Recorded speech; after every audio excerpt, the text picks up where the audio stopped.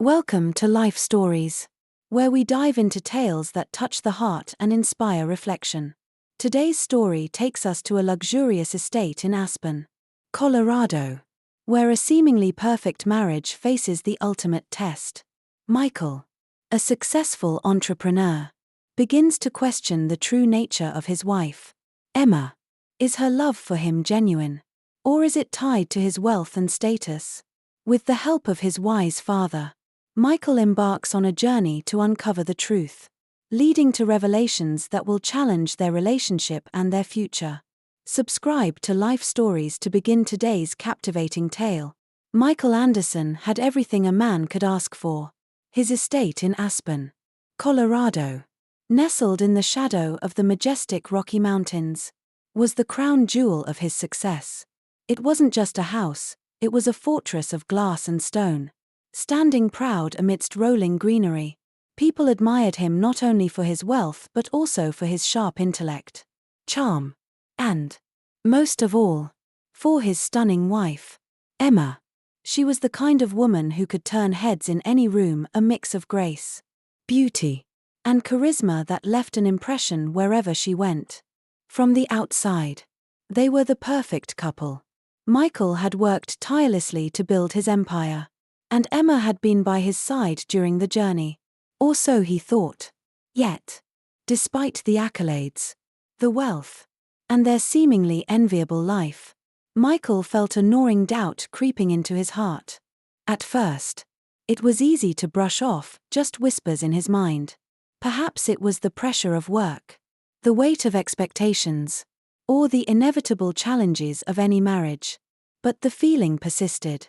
Emma, though always radiant and kind when they were together, had moments that left him unsettled. It wasn't anything overt, it was subtle. A tone of voice, a fleeting expression when she thought no one was watching. And then there was how she interacted with the people who worked in their home. Michael had grown up with a father who taught him that respect was not just a value but a way of life. David Anderson, a retired principal, had always said, "How you treat those who can do nothing for you says the most about your character." Michael carried that lesson with him into adulthood. He treated everyone with kindness, from the housekeeper who kept their home immaculate to the gardener who nurtured the flowers Emma loved so much.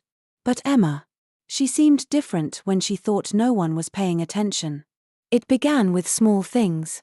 Michael overheard her curtly correcting the chef over an appetizer that wasn't plated to her liking. Then there was the driver, who received a sharp rebuke for not arriving promptly enough to fetch her from her yoga class. And most troubling was the way she addressed Maria, the housekeeper, as though she were little more than furniture. Yet, in Michael's presence, Emma transformed. She was all smiles, gratitude, and warmth, always gracious. But Michael had begun to wonder, was it real? One evening, as the sun dipped behind the mountains, painting the sky in hues of orange and pink, Michael sat on their patio, nursing a glass of wine. Emma was inside, chatting with friends over the phone, her laughter carrying through the open windows. It was a sound he had loved once, a sound that now filled him with unease. He thought of his father, David, and the wisdom he had shared over the years. David had a knack for seeing through pretenses, for finding the heart of a person beneath their surface. Maybe it was time to confide in him, Michael thought. If anyone could help him understand this storm brewing in his soul, it was his father. The next morning, Michael called David. The older man arrived later that afternoon, his calm demeanor and steady presence a balm to Michael's restless mind. They sat together in the cozy study, where warm oak panels lined the walls and the scent of leather-bound books filled the air. "What's troubling you, son?" David asked, his keen eyes narrowing slightly as he studied Michael's face. Michael hesitated, swirling his drink before setting the glass down. "It's Emma," he said finally. "I love her, Dad. I really do. But sometimes I wonder if she loves me or the life I can give her." David leaned back in his chair, his fingers interlaced. "What makes you say that?" "It's just a feeling," Michael admitted. She's perfect when we're together. But I've noticed things, how she treats the people who work here when she doesn't think I'm around. She's different. Less kind. Less patient. I can't shake the thought that maybe it's all an act. David didn't respond immediately. He sat in thoughtful silence, his sharp mind processing everything Michael had shared. Finally, he said, "Feelings are important, but they aren't proof. If you want answers, you need to look beyond assumptions." "What do you mean?" David smiled, the corners of his eyes crinkling. "We'll find out together. Let me stay here for a while, not as your father, but as someone Emma wouldn't notice. Let me see her without the mask." Michael blinked. "You're suggesting, what? That you pose as staff?" "Exactly," David said. "I'll take on the role of a caretaker or handyman. Something simple. Something unassuming. If Emma's true colors are going to show, they'll show when she doesn't know who I am." The idea was radical. Almost absurd. Michael felt a rush of both relief and apprehension. "Are you sure about this, Dad? It's a lot to ask." David waved a hand dismissively. "I've lived long enough to handle a little hard work. And if it helps you find peace, it's worth it." Michael nodded slowly. Deep down, he knew this might be the only way to get the clarity he desperately needed. But as they planned the details of David's new role in the household, a sense of foreboding settled over him. What if the truth was worse than he feared? As the sun set over the Rockies that evening, Michael looked out over the rolling hills of his estate. A storm was coming, not in the skies but in his heart. And he knew, without a doubt, that nothing would ever be the same again. The following morning, preparations began in earnest for David Anderson's transformation. The once principal, now retired and living a quieter life, embraced the challenge with an almost mischievous glint in his eye. Michael watched as his father exchanged his usual neatly pressed shirts and trousers for well-worn jeans, a faded work jacket, and scuffed boots. A baseball cap, frayed at the edges, completed the look. "You look like someone who's spent years fixing fences and clearing brush," Michael said, half amused and half amazed. "That's the idea," David replied with a grin. "The less they notice me, the better. Emma won't suspect a thing." The house manager, Lisa, was let in on the plan. A loyal and trustworthy presence in the Anderson household for years. She was instructed to introduce David as Dave, a new hire brought on to help with general maintenance around the estate. By mid-morning, David walked up the driveway of the Grand Aspen estate, now appearing as someone entirely different from the proud, dignified man Michael had known all his life. Lisa met him at the gate, giving him a quick nod of approval before guiding him to the staff quarters to begin his new role. Emma was in the living room when Lisa made the introduction. She was seated on the plush, cream-colored couch, scrolling through her phone with the air of someone utterly engrossed in a world far removed from the people around her. "Mrs. Anderson," Lisa began, "this is Dave, the new caretaker. He'll be helping out around the property." Emma barely looked up. She gave a cursory glance in David's direction, her expression neutral. "Fine," she said simply, before returning her attention to her phone. David, or rather Dave, nodded politely. "Pleased to meet you," he said in a voice just humble enough to blend in with his new role. Emma didn't reply, and Lisa quickly moved on, showing David to the shed where tools and supplies were kept. Michael, watching discreetly from a window upstairs, felt a pang of sadness. Emma's indifference toward someone she perceived as unimportant spoke volumes. Still, this was just the beginning. David threw himself into the role with dedication.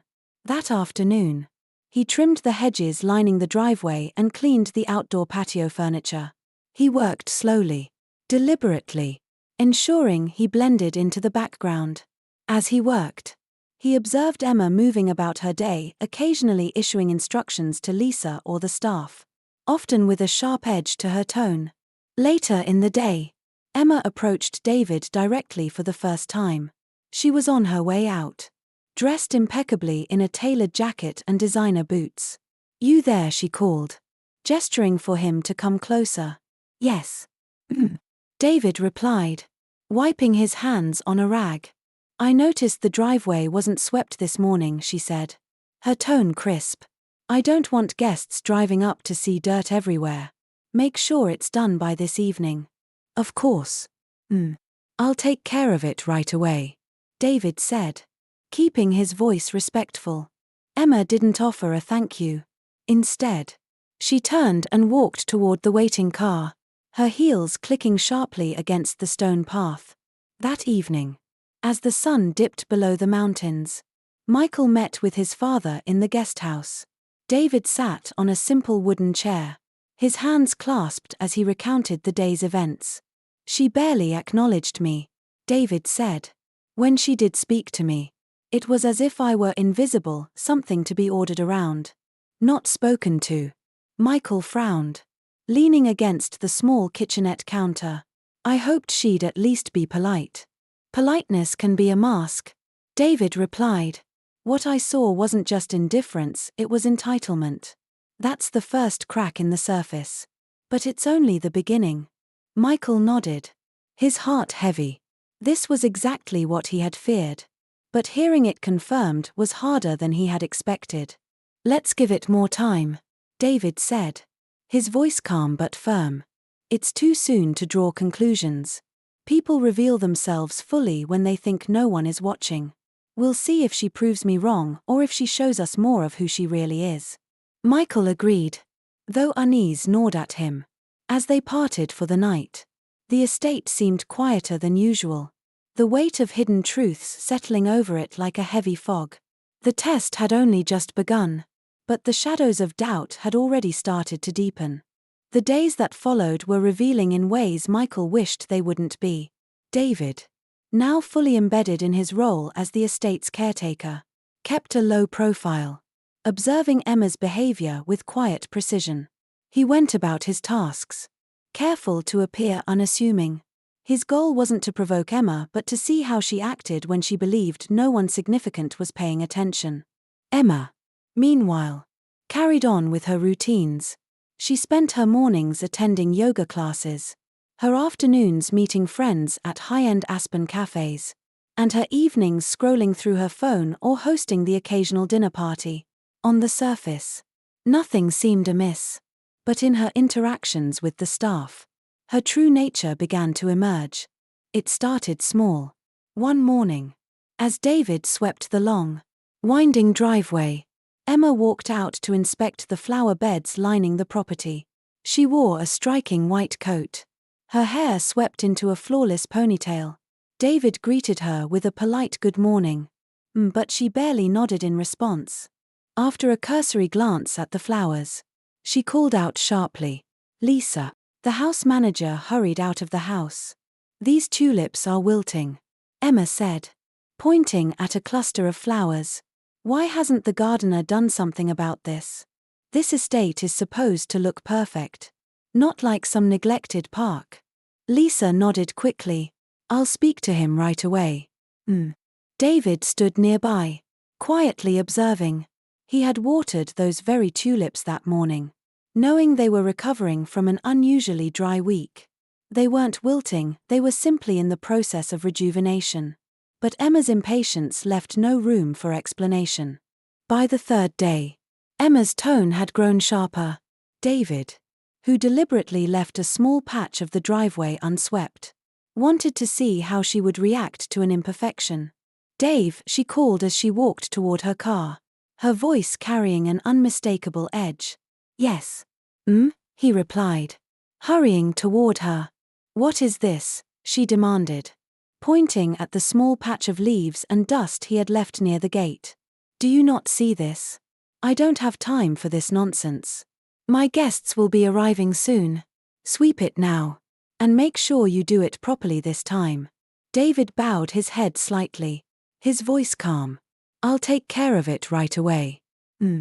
As she climbed into her sleek black SUV and drove off, David sighed. This wasn't a one-time incident. It was becoming clear that Emma treated the people who worked for her as mere tools. useful only when they served her needs. That evening, Michael met his father again in the guest house. The weight of the past few days was evident in David's expression. "She's showing herself," David said as he sipped his tea, his hand steady but his voice tinged with sadness. "Her words are sharp. Her tone dismissive. She doesn't see people for who they are, only for what they can do for her." Michael leaned forward, resting his elbows on his knees. "I thought she was different," he murmured. "She's always so kind with me. But this isn't the woman I thought I married." David placed a reassuring hand on his son's shoulder. "People can wear masks for a long time, Michael. But masks slip when no one important is watching. She's showing you her truth. And it's not easy to see. The question now is what you'll do with that truth." Michael nodded slowly, his mind racing. "Let's continue," he said finally. "I need to know everything. If there's a chance she can redeem herself, I need to see it. But if this is who she really is, then..." David didn't need him to finish the sentence. They both understood what was at stake. As they parted for the night, Michael felt the weight of his decision pressing down on him. Love had blinded him, but now the veil was lifting, and what he saw left him with a heart heavy with doubt. For Emma, the days ahead would be a chance to prove her worth or to reveal the cracks that would threaten to shatter everything they had built together. As the days unfolded, Emma's behavior became increasingly difficult to ignore. David's quiet observations revealed more than just fleeting moments of impatience. It was a pattern of entitlement and disregard for anyone she deemed beneath her. Michael, watching from the shadows of the estate, felt his doubts solidifying into painful truths. One particular morning, Emma was hosting a brunch for a few friends. The estate was bustling with activity as the staff prepared the outdoor patio, set the tables, and polished every surface to perfection. David, as the caretaker, was tasked with tidying the driveway and ensuring the gates were pristine. Emma was dressed in a chic beige dress, her hair styled elegantly, exuding the effortless sophistication her friends admired. As her guests arrived, she greeted them warmly, her laughter ringing out as she hugged them and exchanged pleasantries. David observed from the periphery, a broom in his hand as he swept away imaginary dust. To her friends, Emma was the epitome of charm, a gracious host who made everyone feel welcome. But when the last guest had arrived and the party settled into its rhythm, her tone shifted when she addressed the staff. "Maria," Emma called sharply to the housekeeper. "This tablecloth is crooked. How hard is it to make sure something as simple as this is done correctly?" Maria, a middle-aged woman with kind eyes and a quiet demeanor, quickly rushed over to straighten the fabric. "I'm sorry," she murmured, her hands trembling slightly. David's chest tightened as he watched. Emma's words carried no empathy, only the weight of expectation, as though Maria's effort to prepare the perfect setting was invisible unless it fell short. Later that afternoon, as her guests departed, one of them complimented the flowers lining the driveway. "Emma, these roses are stunning," the woman said, pausing to admire the vibrant blooms. "You must have an incredible gardener." Emma waved a dismissive hand. "Oh, it's nothing. I just tell the caretaker what to do, and he follows my instructions. It's not like these things require much thought." Standing near the gate, David heard every word. He had spent hours tending to those roses, nurturing them back to health after a late frost had threatened to ruin them. Her casual dismissal stung, but it wasn't the insult that troubled him most. It was the lack of recognition for the effort and care that others put into their work, a trait that spoke volumes about her character. That evening, Michael joined his father in the guest house. David was seated at the small table, polishing a pair of gardening shears, a contemplative look on his face. "How was today?" Michael asked as he closed the door behind him. David set the shears down carefully. "Your wife," he began, then paused, choosing his words with care. "She's not cruel outright, but there's a kind of thoughtlessness to her. She doesn't see people as people. To her, they're tools, means to an end." Michael sat heavily in the chair opposite his father. I heard her with Maria this morning, he admitted. She was so harsh over something so small. And that comment about the roses. David nodded. She's careful to wear her mask in front of her friends. But when it's just the staff, or someone she thinks is insignificant, the mask slips. Michael ran a hand through his hair. Frustration etched across his face. Do you think she's always been this way? Or is it something that's happened over time? David sighed. That's a question only she can answer. But people don't usually change overnight. If this is who she is now, it's likely who she's been for a long time. Michael leaned forward, his elbows on the table. I still love her, he said quietly. But I don't know if I can stay with someone who treats people like this. It goes against everything you taught me. Everything I believe in. David reached across the table, resting a reassuring hand on Michael's arm. Son, love is important. But so is respect. If you can't respect the way she treats others, then you need to ask yourself if this is the life you want. We'll keep going for a little longer. But the truth is already staring us in the face. The question is whether you're ready to accept it. Michael nodded. Though his heart felt heavy, the cracks in Emma's perfect facade were widening, and he feared what lay on the other side. But he wasn't ready to give up just yet. Somewhere, deep down, he still hoped she could prove him wrong. The test continued, and with each passing day, Emma's veneer of perfection showed more cracks. David's role as the caretaker allowed him a unique perspective, and what he observed only deepened the unease Michael felt. One morning, David deliberately left the gate slightly ajar, a calculated move to see how Emma would react. He stood by, pretending to organize tools in the shed as she approached. Dressed impeccably in a tailored coat and boots, her phone pressed to her ear. Her sharp voice cut through the crisp mountain air. I don't understand why this delivery hasn't been made yet, she snapped. Pacing near the driveway. Do I have to handle everything myself? When Emma finally noticed the open gate, she froze mid-sentence. Her expression darkened as she marched toward the shed, her heels clicking loudly against the stone path. Dave, she barked. David turned, his face composed. Yes. Why is the gate open? She demanded, pointing toward it. Do you have any idea how dangerous that is? What if someone walked in? What if they stole something? Do you even think before you act? David bowed his head slightly, his voice calm. I'm very sorry. It must have slipped my mind. I'll close it right away. Sorry isn't good enough, she snapped, her tone icy. This is your last warning. If it happens again, you're out of here. Do you understand me? Yes. David replied evenly, turning to secure the gate. Michael, watching from a hidden vantage point near the guest house, clenched his fists. Emma's reaction had been harsher than necessary.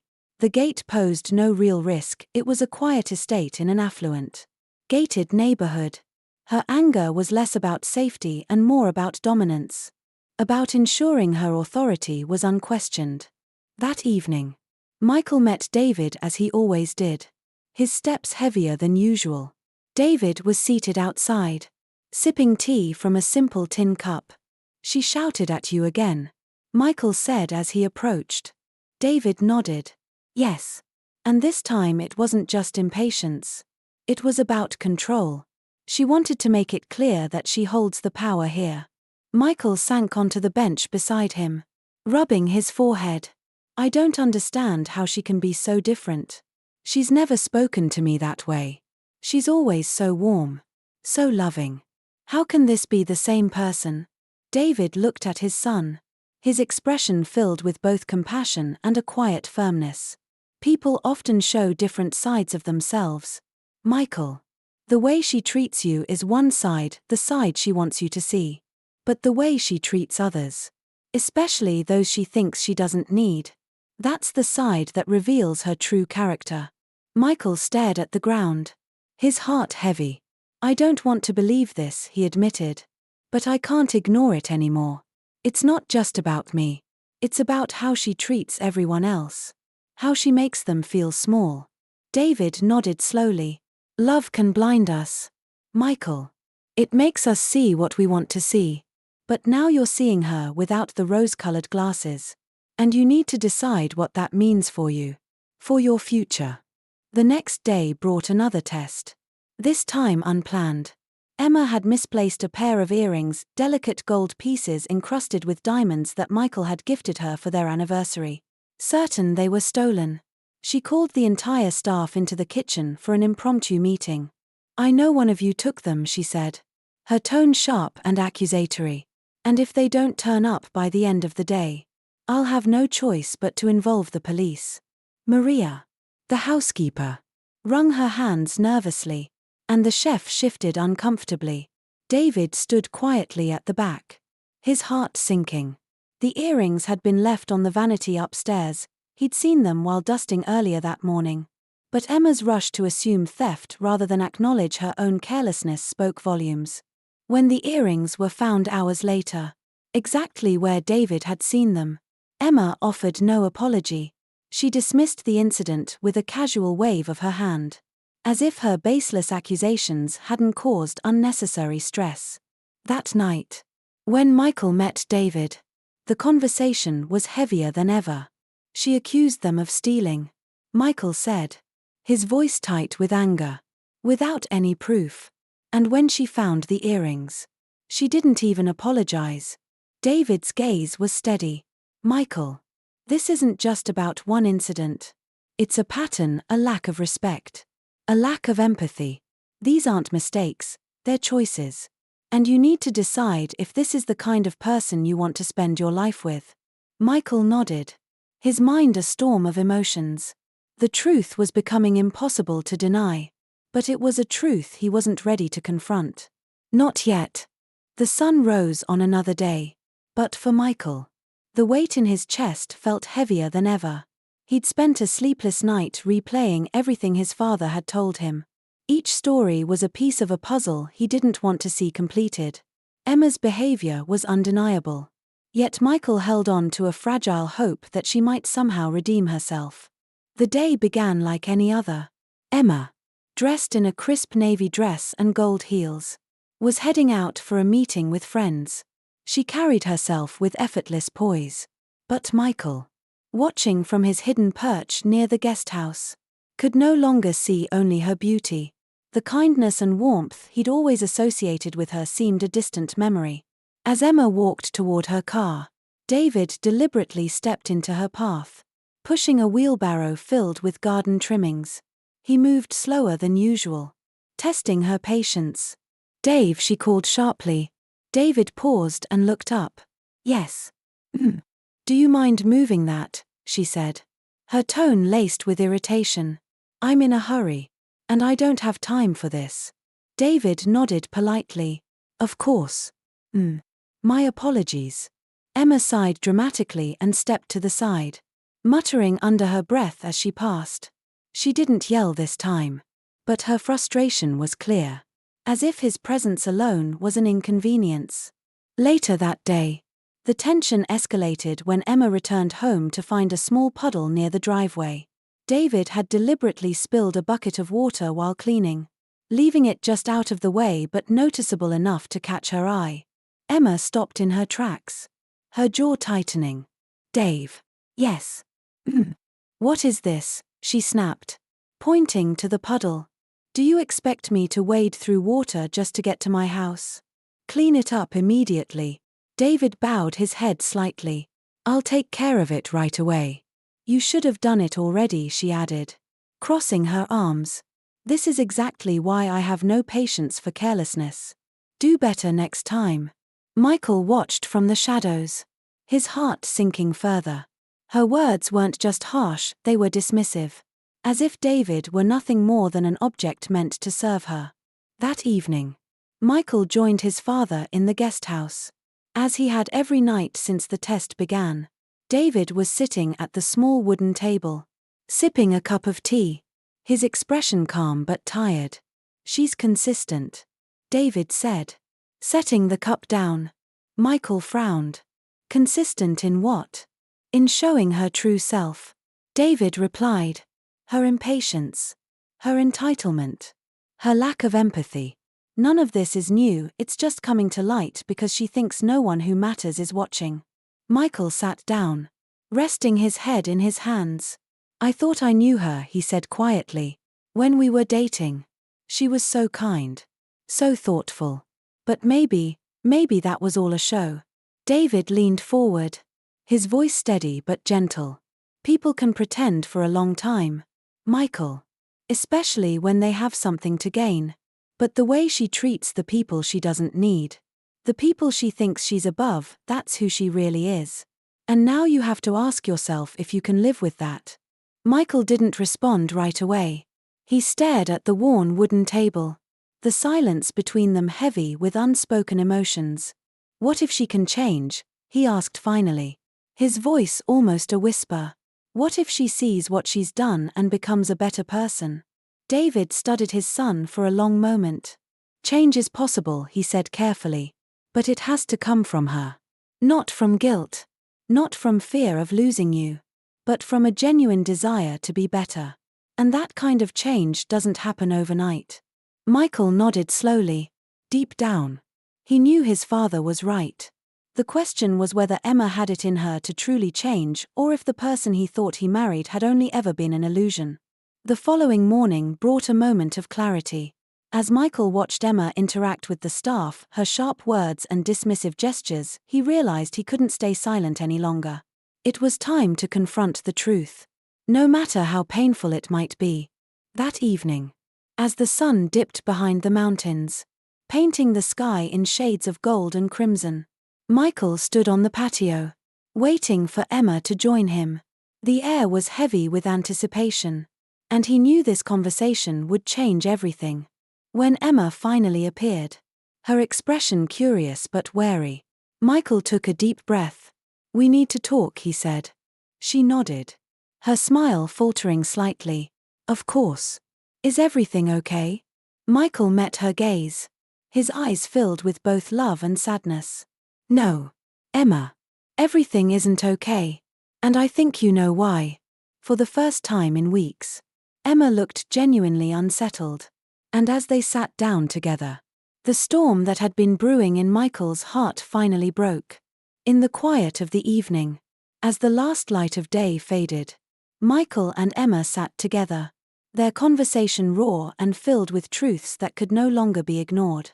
Michael's voice trembled with emotion as he laid bare his observations and feelings. And Emma, for the first time, truly listened. Her tears weren't just of guilt but of realization, of seeing herself through the eyes of those she had dismissed. Whether Emma could change, only time would tell.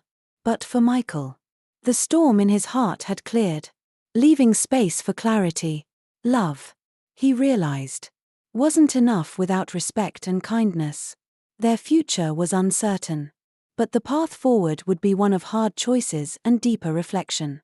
If you enjoyed this story, subscribe to Life Stories for more heartfelt and thought-provoking tales. Let us share more journeys that inspire, challenge, and move us all.